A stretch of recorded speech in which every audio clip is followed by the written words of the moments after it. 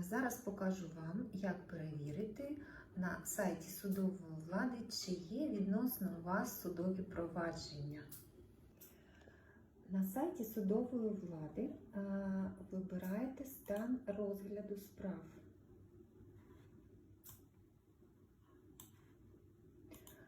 І пишете сторону по справі, її прізвище, ім'я та по батькові.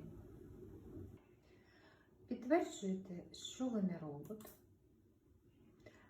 Нажимаєте кнопку «Пошук» і система видасть вам всі справи, які є за цим параметром. В цій інформаційній довідці ви побачите назву суду, який розглядає справу, номер справи та номер провадження, склад суду та сторони спору, предмет позову та дату розгляду судової справи.